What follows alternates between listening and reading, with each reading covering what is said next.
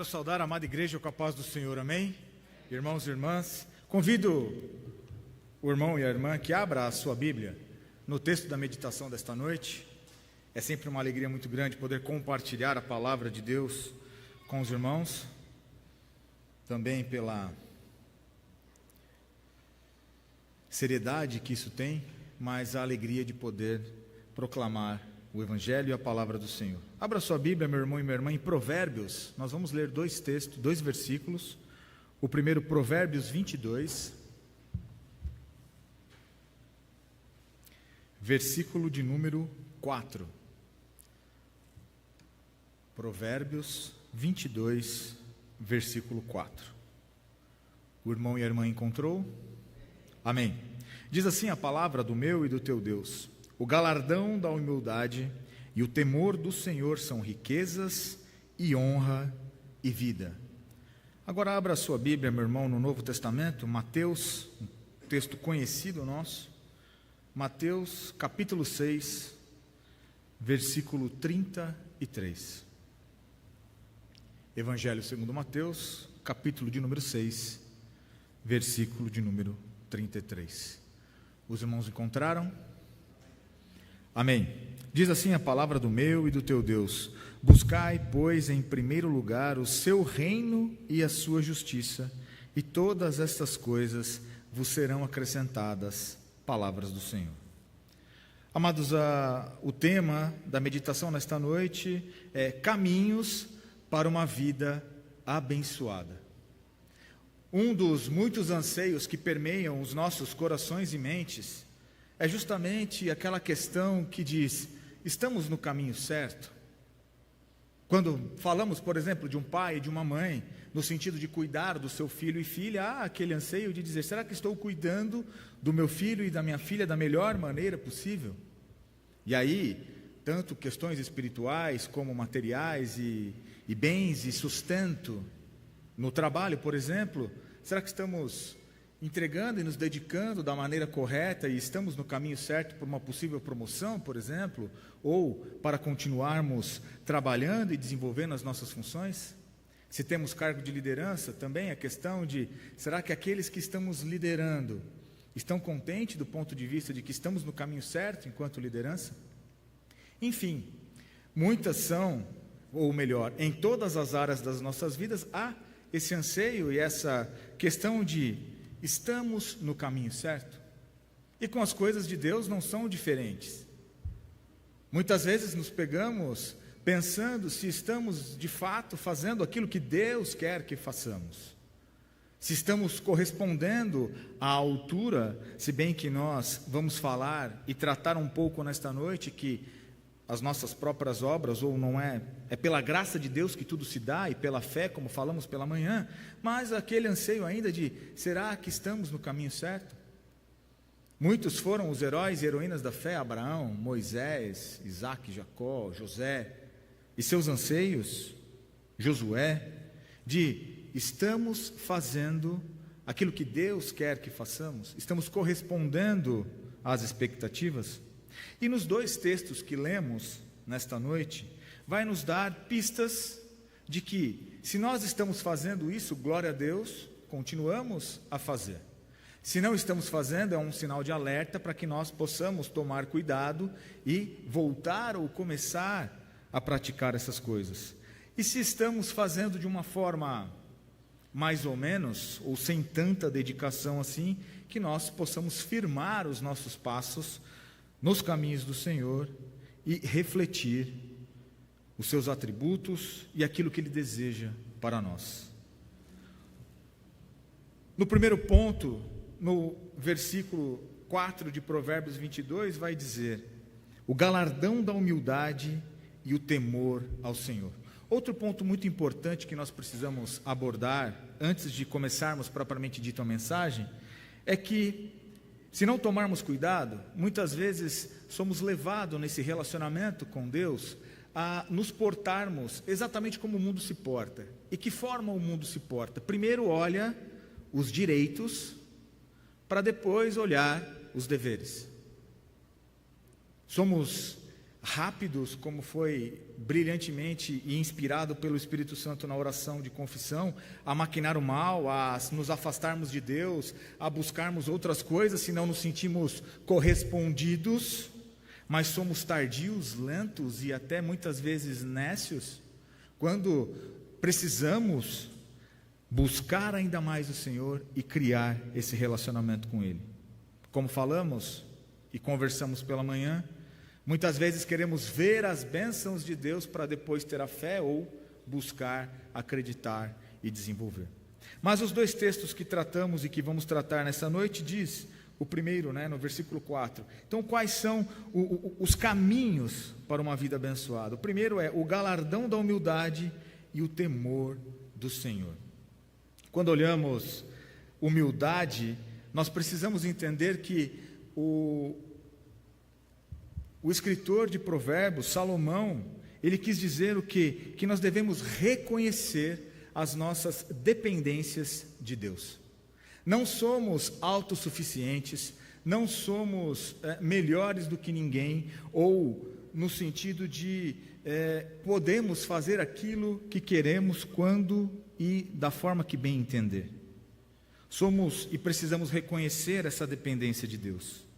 A palavra hebraica para a humildade é anav, que sugere uma atitude de modéstia e reconhecimento da pequenez diante de Deus. Cremos num Deus, como acabamos de cantar, que não vai deixar as lutas do dia a dia nos sobrepujar, o desespero nos tomar, por mais que seja a pressão, a situação, ou o que nós estamos enfrentando. Eu, particularmente, não sei o que você, meu irmão e minha irmã, está enfrentando, assim como vocês, por muito, não sabem o que eu estou enfrentando, mas a questão é que o nosso Deus sabe. E a resposta certa vai vir da boca dele. Então, humildade é reconhecer que nós não somos autossuficientes e somos dependentes inteiramente de Deus. Quantas vezes não fazemos planos ou sonhos e de certa forma eles são frustrados porque não estavam debaixo da vontade de Deus, ou porque aquele caminho que aos nossos olhos humanos podia ser maravilhoso, Deus já sabe que lá na frente vai ter problema ou vai nos afastar ainda mais dele, e ele então não permite que isso aconteça. Humildade em nos submetermos à vontade de Deus. Tiago 4,10 vai dizer o seguinte: humilhem-se diante do Senhor e Ele os exaltará. Aqui Tiago nos lembra, meu irmão e minha irmã, que a verdadeira exaltação vem do nosso Senhor, quando nos humilhamos diante dEle. Uma das coisas que também muitas vezes permeiam os nossos corações e mentes é, de certa forma, querer ser exaltados por aqueles que estão à nossa volta, ter algum tipo de reconhecimento, como no passado os fariseus, onde todos olhavam ali eles, os homens da lei, os homens que oram e que fazem algo que na cabeça da época era diferente, mas estava muitas coisas delas contra o nosso Deus. Nós precisamos nos humilhar e diante do Senhor para que Ele nos exalte. E aí, amados, quando a gente fala de humilhação é uma coisa um pouco difícil para o ser humano, mas é infinitamente melhor humilhados na presença do Senhor e no pé de Jesus Cristo e do nosso Deus, do que frente ou perante os nossos inimigos. Precisamos reconhecer o poder de Deus nas nossas vidas e o quanto dependemos dele. 1 Pedro 5,6 vai ao encontro desse pensamento, dizendo: portanto, humilhem-se debaixo da poderosa mão de Deus, para que Ele os exalte no tempo devido. Pedro enfatiza aqui, meu irmão e minha irmã, a importância de nos colocarmos sob a autoridade de Deus, confiando em seu tempo para nos exaltar. Como cantamos, o choro dura uma noite, mas a alegria vem pela manhã. Eu e você precisamos ter esta fé e esta convicção em Cristo Jesus e no nosso Deus, que por mais que as coisas possam estar ou parecer difíceis, nos portarmos dessa forma humilde, reverente, de forma consistente na presença do Senhor, é uma das diferenças para caminharmos de forma que alcancemos uma vida abençoada. Diferente do que o mundo prega, do ponto de vista de que nós só somos bem-sucedidos em Cristo Jesus se temos bens, se temos carro, casa e qualquer outra coisa, um emprego maravilhoso e rios de dinheiro no banco. A lógica do nosso Deus é completamente inversa. Sermos bem-sucedidos no reino é nos portarmos com humildade perante o nosso Deus, é buscar este relacionamento puro, íntimo e sincero, e esta humildade que vai gerar o ponto 2 do versículo que nós lemos, que é o quê? Temor ao Senhor. Amplamente nós já falamos várias vezes com relação ao temor, pastor aqui também, nas nossas aulas, enfim, e pelos anos de caminhada que temos, que o temor do Senhor não é ter aquele medo que nos afasta de Deus e que nos faz esconder. Como, por exemplo, Elias, quando fugiu da presença da rainha, porque sabia que estava a caça e a procura de tirar-lhe a vida. Com o nosso Deus é diferente. O temor que eu e você devemos ter para com Deus é essa reverência, é esse cuidado, é este zelo no relacionamento do dia a dia. Provérbios 1,7, um versículo tradicional: o temor do Senhor é o princípio da sabedoria, ou em algumas versões do conhecimento, mas os insensatos desprezam a sabedoria e a disciplina. Caminhos para que eu e você possamos temer ao Senhor da forma correta é sabedoria, ou seja, conhecimento, e a sabedoria e o conhecimento vêm de aplicar, praticar e estudar a palavra do Senhor dia e noite, mas também da disciplina de ser de uma forma constante e contínua.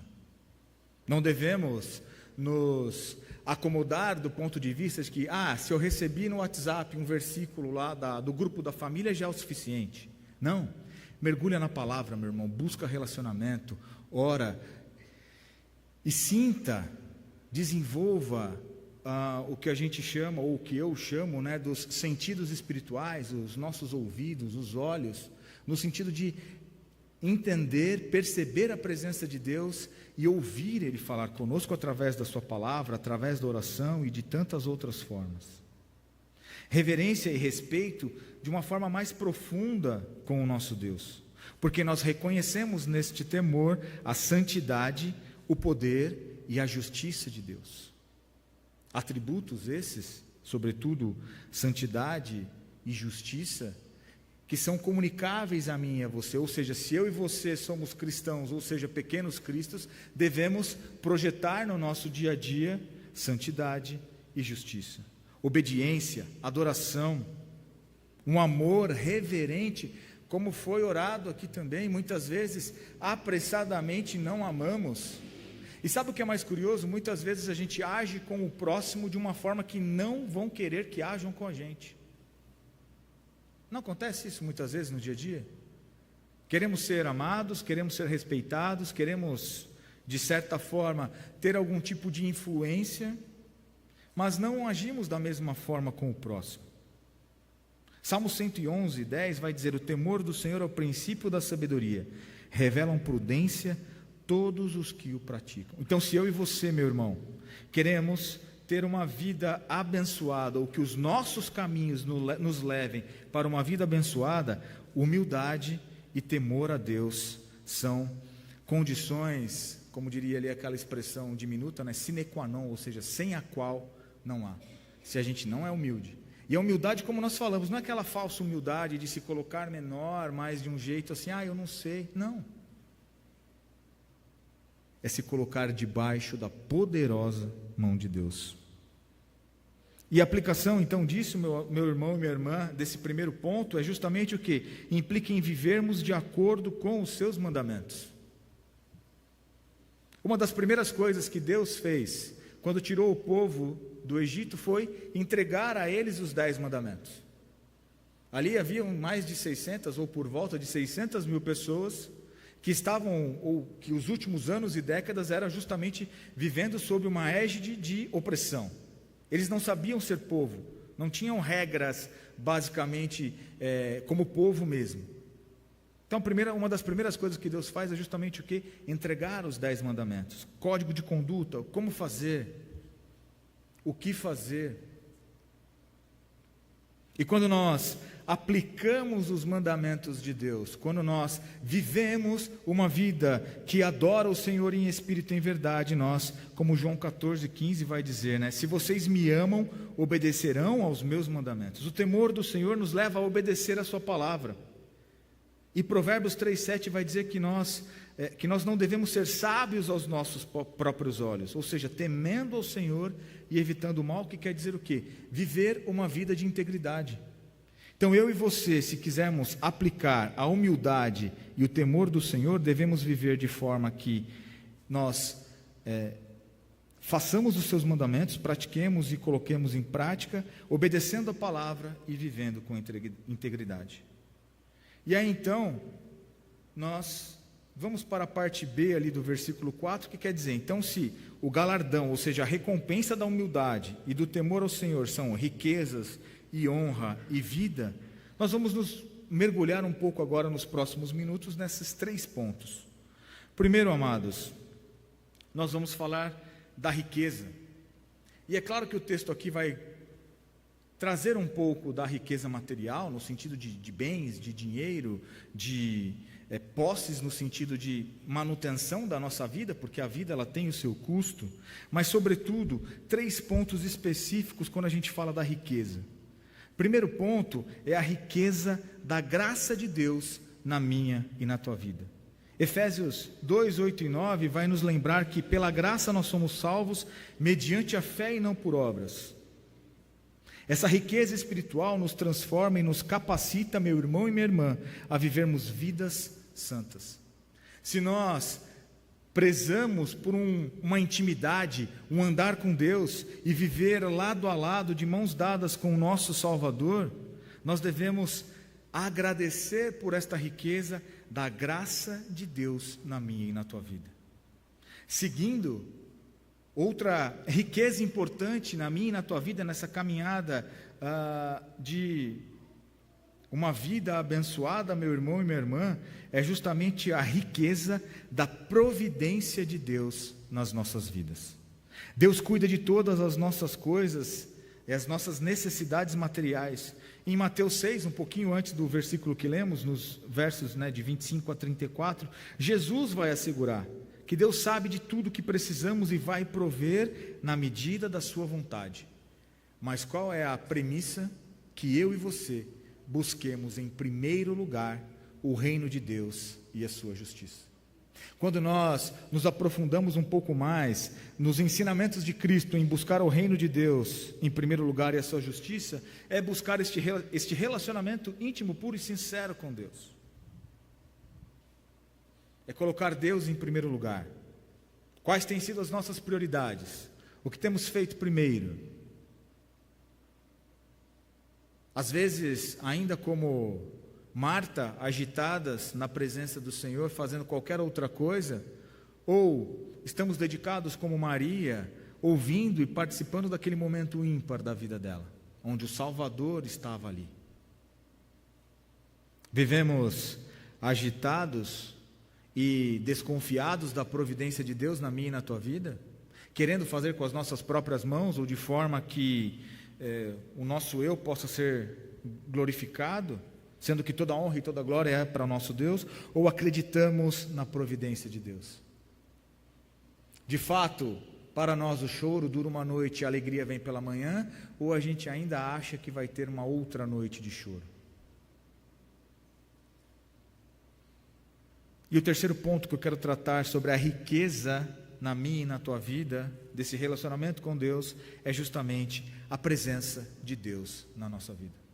A presença de Deus na nossa vida, meu irmão e minha irmã, é tão importante, que até Moisés, quando Deus estava, uma das vezes que ele estava muito bravo com o povo, no versículo 33 de Êxodo, se não me falha a memória, ele fala: olha, vocês vão guerrear contra aquele povo, o anjo vai à frente, vocês vão vencer, mas a minha presença não estará com vocês. E conhecedor do tamanho problema de não contar com a presença de Deus, Moisés automaticamente diz: misericórdia, não nos faça ir para lá se a tua presença não estiver comigo.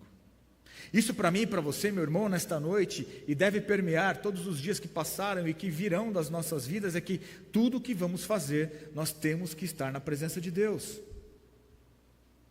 Colocar os nossos planos, os nossos anseios, as nossas dúvidas no altar do Senhor, porque é dele que vem a resposta e vem a resposta certa. Vem o sim, vem o não, vem o talvez, vem o espere.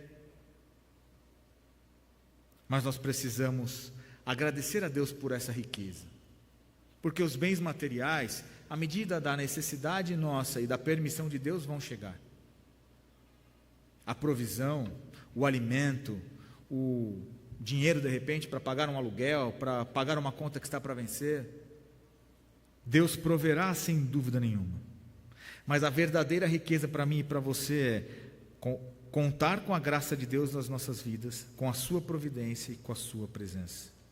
E qual a aplicação disso então, meus irmãos? A riqueza da graça é que nós devemos viver uma vida cheia de gratidão, reconhecendo que tudo que temos é resultado da graça de Deus. Como seres humanos que somos, queremos de alguma forma ajudar Deus, fazer pontos. Igual a escola ali, eu lembro que quando a gente era menor, tinha aquelas coisas que se você respondesse certo para a professora, você ganhava uma estrelinha ali, não sei quantos são dessa época, eu sou um pouquinho antigo. Então tinha aquela coisa, respondeu certo é uma estrelinha, aí todo mundo, o aluno que tinha 5, 6 estrelas, ficava todo feliz. De alguma forma a gente quer ajudar Deus nas coisas, mas nós não precisamos. O que nós precisamos é gozar de uma vida da graça de Deus, que é o resultado de tudo isso, de uma forma perene, de uma forma correta e justa. A providência de Deus, então, em tempos de necessidade, nós devemos confiar na provisão de Deus, sabendo que Ele cuida de nós como um pai cuida dos seus filhos. E aí me lembro de um livro da editora Cultura Cristã, que o título é assim: Se Deus já sabe, por que orar? Muitas vezes nós nos pegamos assim, mas Deus já sabe, por que eu vou orar? Porque Ele quer ouvir a nossa voz. É um Deus que se relaciona, Ele quer que nós nos coloquemos de joelho na sua presença e que nós, de fato, possamos falar: Senhor, eu preciso de Ti. Sem Ti nada sou, sem Ti nada consigo fazer. Por mais inteligente, por mais culto que possamos parecer. E a sua presença, amados, que nós devemos buscar essa comunhão diária com Deus, através de oração, leitura bíblica, obediência à sua vontade, desfrutando da presença constante de Deus.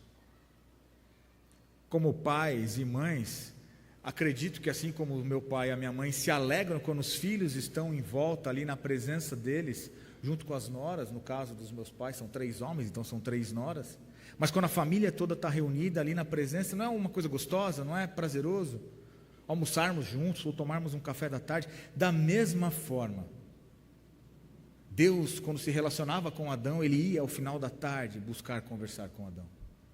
Para mim e para você, redimidos em Cristo Jesus, através da oração, Deus quer que eu e você vamos ao encontro dEle, colocar, sim, a nossa lista de pedidos, mas como foi orado também aqui, que a nossa lista de agradecimentos seja muito maior,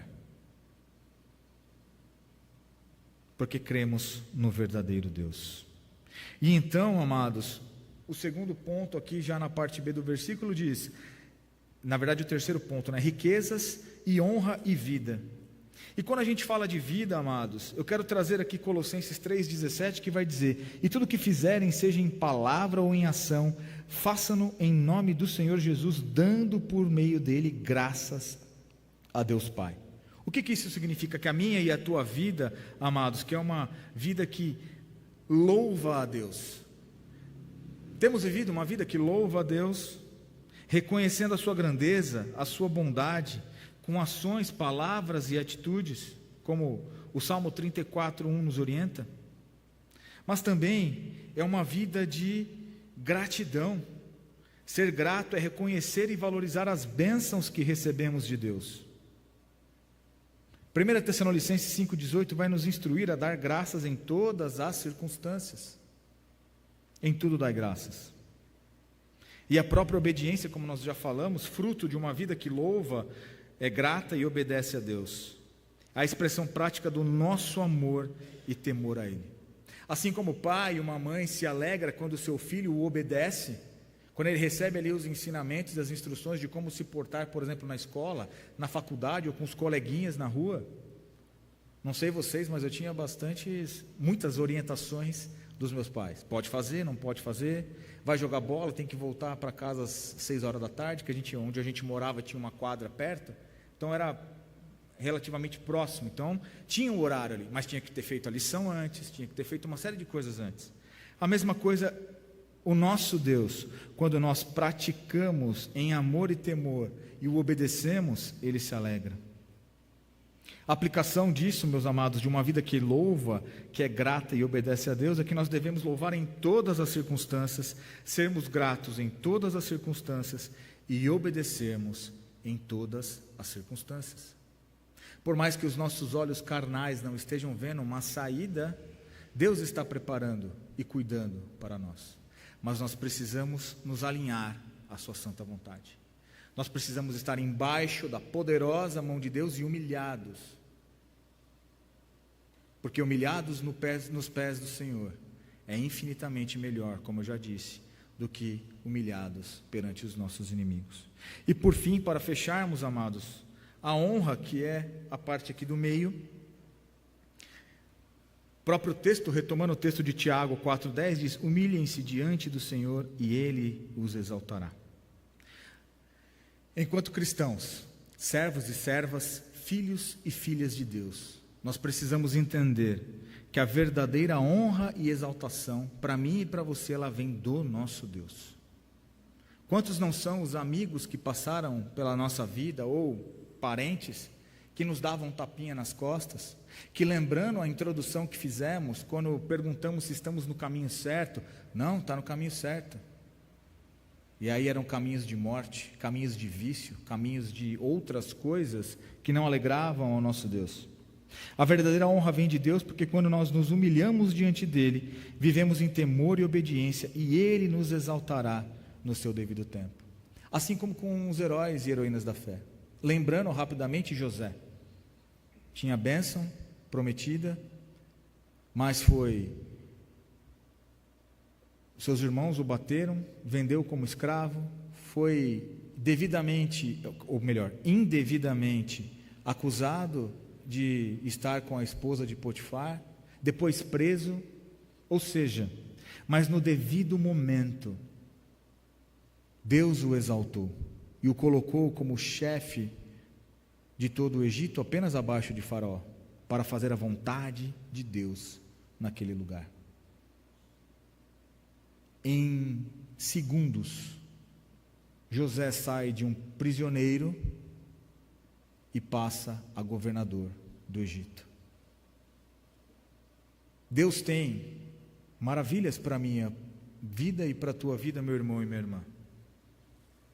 Se nós praticarmos da forma como nós conversamos esta noite, embora conversando com o pastor pela manhã e o Everton, a gente falava que Deus faz as coisas nunca com uma receita repetida, mas o básico, ou a base, os pilares fundamentais são os mesmos. Que nunca nos falte, amados, a humildade e o temor do Senhor.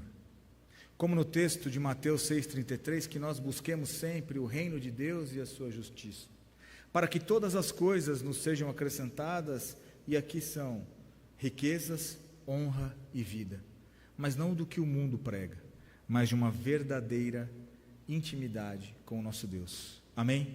Que Deus nos abençoe nesta noite.